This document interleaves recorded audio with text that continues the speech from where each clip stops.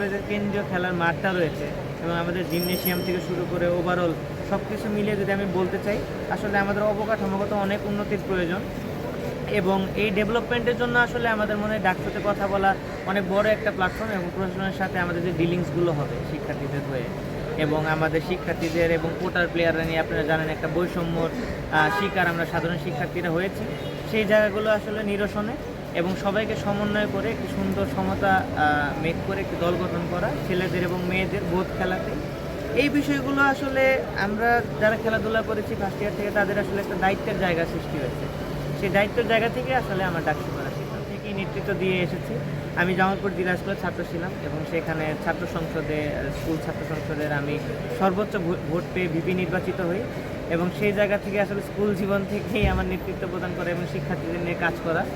পাশাপাশি আমি ঢাকায় আসার পরে এখানে আমি ঢাকা একাদশী ক্রিকেট টিমের অধিনায়কত্ব করছি এবং এই জায়গা থেকেই আসলে আমার কাজ করা। এখানে খুবই সিম্পল বিষয়, আমি যেহেতু মাঠের মানুষ, আমি খেলাধুলা নিয়ে ব্যস্ত থাকি এবং সাহিত্য চর্চাও আমাকে দারুণ টানে। আমি বাংলাদেশ লেখক পাঠক সংসদেরও পরিচালনীয় চেয়ারম্যান। তো সেই জায়গা থেকে আমি মনে করেছি যে আমি যদি ক্রীড়াঙ্গনে আসি এবং ক্রীড়া সম্পাদক পোস্টে আমি কাজ করি তাহলে অবশ্যই আমাদের ঢাকা বিশ্ববিদ্যালয়ের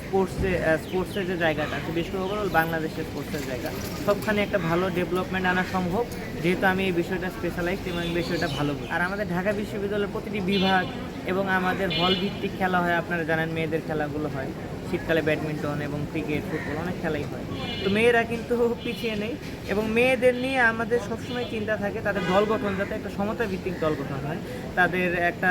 কোটার প্লেয়ার আপনি একটা টিমে দিয়ে দিলেন, অপোনেন্ট টিমে সাধারণ শিক্ষার্থীরা খেললো, তাহলে তো একটা বৈষম্য হয়ে গেলো, এখানে তো আসলে ফেয়ার প্রতিযোগিতা হলো। সেই জায়গা থেকেই আমার কাছে মনে হয়েছে যে দল গঠনের সমতা নির্ধারণ করা,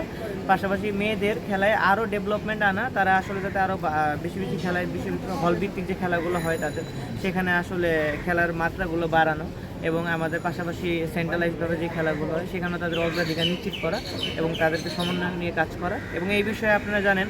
আমি স্পোর্টস ক্লাবের ঘোষণা দিয়েছিলাম ঢাকা বিশ্ববিদ্যালয়ে, সেখানে সব স্পোর্টসের সব হল থেকে মেয়েরা সব স্পোর্টসে অংশগ্রহণ করেছে এবং তারা সাপোর্টিভ ছিল এবং এর মাধ্যমেই আমি মনে করি যে ঢাকা বিশ্ববিদ্যালয়ের সকল মেয়েদের যারা খেলাধুলো করছে তাদের সমন্বয় করে